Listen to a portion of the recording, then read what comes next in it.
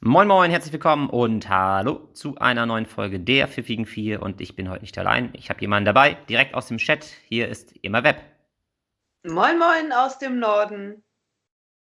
Ja, und wir haben uns einem Thema gewidmet heute, das ja ganz wichtig ist für alle Leute, denn heute geht es um Remakes und wir haben hier 4 positive Beispiele unserer Meinung nach aufgelistet und fangen direkt an mit dem 4. Platz und da habe ich vielleicht eine Überraschung für den einen oder anderen, denn das ist tatsächlich der Herr der Ringe. Und der Herr der Ringe kennen viele vielleicht wahrscheinlich nur aus der Neuverfilmung der Anfang 2000er. Da gab es ja 3 Teile, die Gefährten, die 2 Türme und die Rückkehr des Königs. Aber es gibt auch eine Zeichentrickversion aus dem Jahre 1978 und ja, diese eigentlich das eigentliche Original. Damals ein Budget gehabt von nur 8 Millionen US-Dollar und eine Bewertung von 6,2 bei IMDb. Also deswegen auf Platz 4 der Herr der Ringe. Hast du das gewusst, dass es das schon gab? Ich wusste das schon, aber gesehen habe ich das nicht.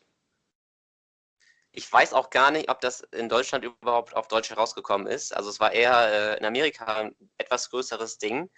Ähm, Ich habe es erst später erfahren, als ich die Original, beziehungsweise nicht die Original, sondern die neuen Filme gesehen habe. Dann ist irgendwann der Zeichentrickfilm ja etwas größer geworden, aber angeguckt habe ich ihn mir auch nicht, muss ich gestehen. Das kannst du ja noch nachholen. Das werde ich gleich machen. Gleich, gut. Auf Platz 3 ist Dracula. Und es gibt ja ungefähr 78 Dracula-Verfilmungen.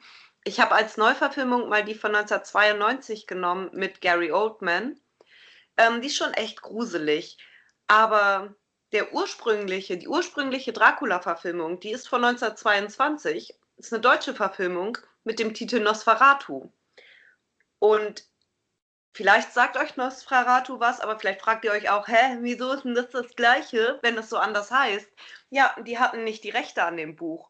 Die haben sich also die Geschichte geklaut und haben alles ein bisschen umbenannt und ist aber genau gleich die Geschichte. Und in Hollywood wurde Dracula das erste Mal 1931 verfilmt. Und das ist, glaube ich, auch bis jetzt so der bekannteste Dracula. So Bela Lugosi blieb irgendwie ja immer Dracula. Also wenn man irgendwo Dracula-Sachen sieht, ist meistens er drauf abgebildet. Genau, und Bela B. hat sich ja danach auch benannt, nach diesem Film. Ach so? Ja, weil er ein ganz großer Fan des Films war. Okay. Noch kleiner Funfact hier mal zwischendurch eingeworfen. Bela Lugosi war damals ein riesen Glücksfall, dass er diese Rolle gekriegt hat, aber er ist auch nie wieder aus diesem Rollengenre rausgekommen. Also der hat dann ganz selten noch irgendwas anderes gespielt und war halt so für Hm. immer der Vampir. Für ihn war es, glaube ich, gar nicht so toll. Ja, das glaube ich wohl. Deswegen gehen Grüße raus an Draco Malfoy an dieser Stelle. Das kennt man ja immer, dass manche Leute dann immer mit bestimmten Charakteren ja in Verbindung gebracht werden. Und somit kommen wir zu Platz Nummer 2.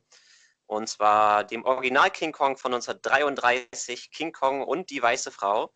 Ähm, und dem neuen, beziehungsweise dem von 2005 von Peter Jackson. Und ja, der Original, absoluter Klassiker, noch in Schwarz-Weiß natürlich gedreht und damals ein Meisterwerk, ein Meilenstein der Spezialeffekte. Wobei man ihn, wenn man ihn heute anguckt, das vielleicht nicht mehr so denken würde.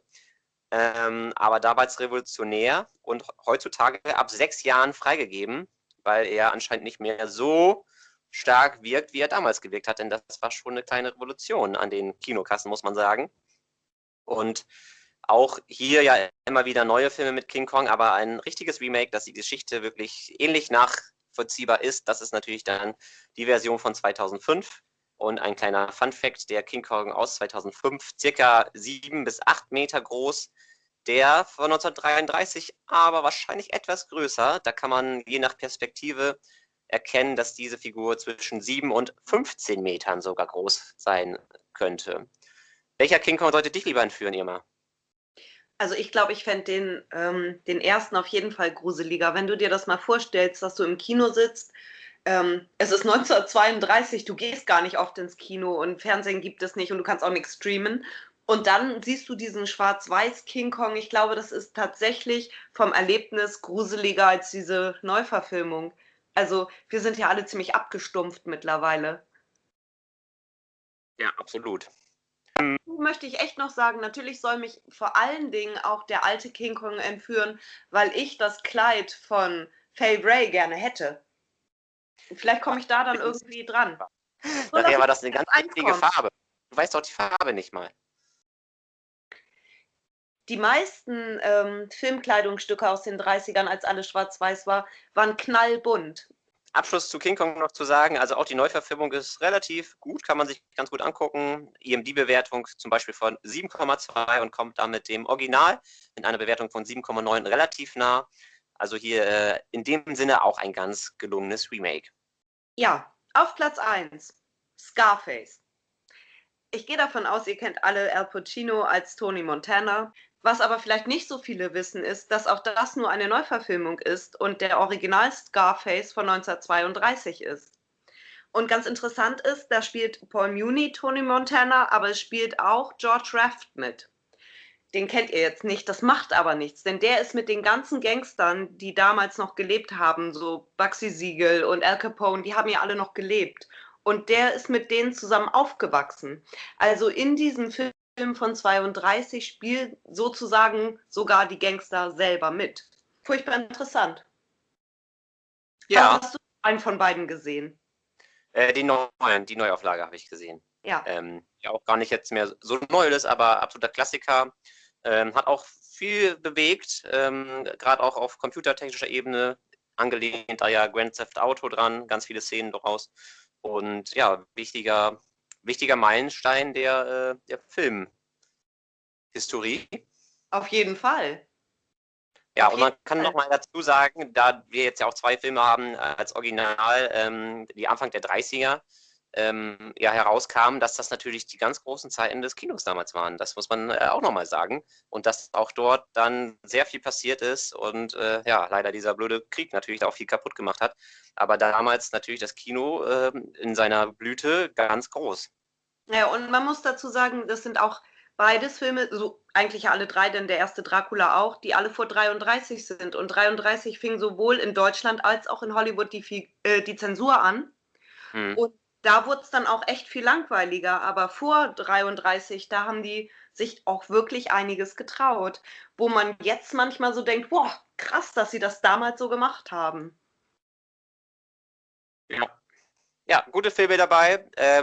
Vielleicht gucke ich mal sogar rein in das ein oder andere Original. Das ist einem zwar nicht immer präsent, aber es sind trotzdem sehr, sehr gute Filme und das kann man ruhig mal machen. Also ich werde das vielleicht mal nachholen. Und bedanke mich an dieser Stelle bei dir, Emma. Vielen Dank für ja, deine Unterstützung und deine tolle Expertise. Sehr gerne. Und ja, euch dann ja, viel Spaß beim Filmeschauen. Sagt gerne eure Meinung in den Kommentaren. Vielleicht haben wir ja den einen oder anderen oder das eine oder andere Remake vergessen. Und wir wünschen euch ja eine schöne Woche und auf ganz bald. Wir verabschieden uns mit den altbekannten Worten. Bis denn!